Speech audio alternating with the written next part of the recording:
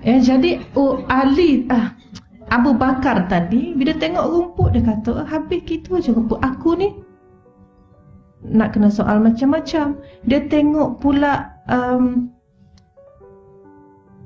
pokok-pokok. Dia kata batang pokok ni nanti akan jadi bahan bakar. Orang tebang jadi kayu api. Lepas tu habis dah begitu hidupnya. Buat aja kebaikan pada manusia. Tapi aku, dia fikir, ini sifat orang takwa. Ya, jadi begitu juga bila buat satu kesalahan atau dosa, sama ada secara sengaja atau tak sengaja.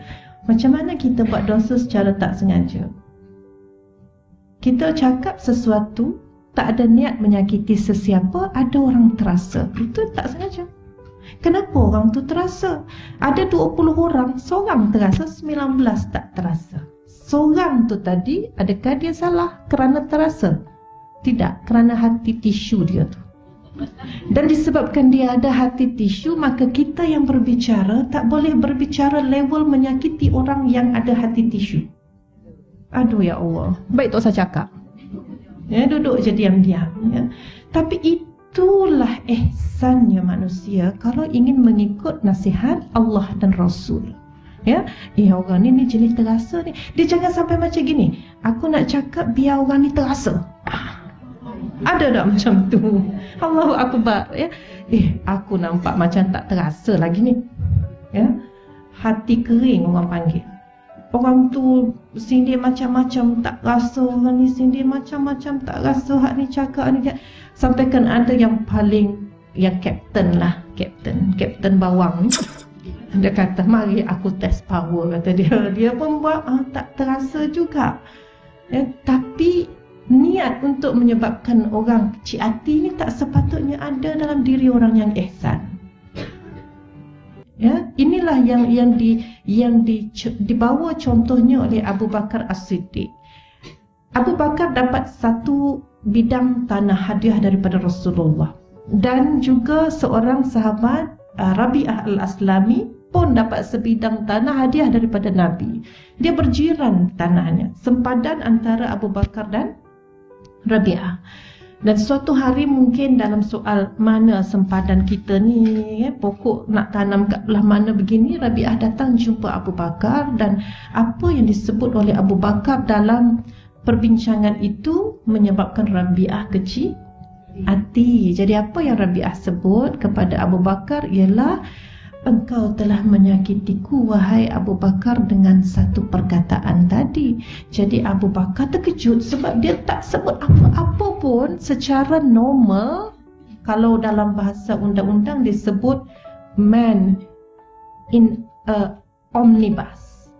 Man in an omnibus. Maknanya mana-mana lelaki di atas bas mini itu, kalau kita sebut dia tak ada terasa, maknanya kita boleh pukul rata tak ada manusia terasa. Faham ke? Tak faham pun tak apa, itu tak penting.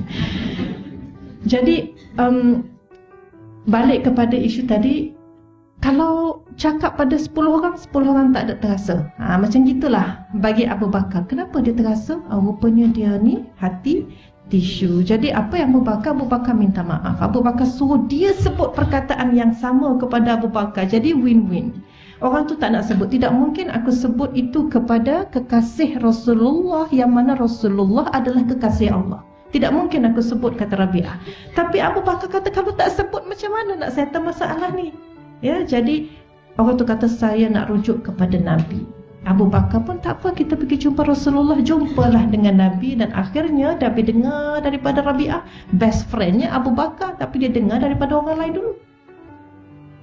Ya, dengar orang ni cerita-cerita, Nabi kata, apa cerita Abu Bakar? Apa cerita?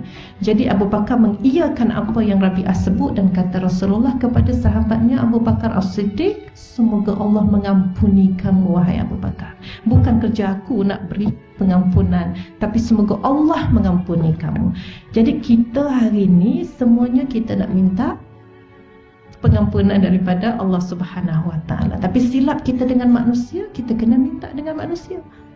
Ya, tak boleh lari dah.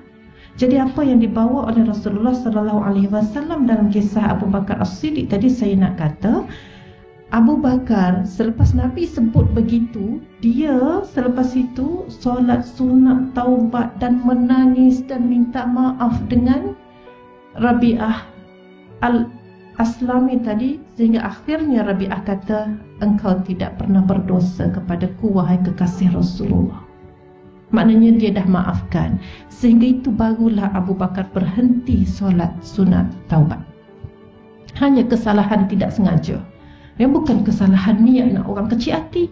Bukan kesalahan kita tahu orang kecil hati tapi nak cakap juga.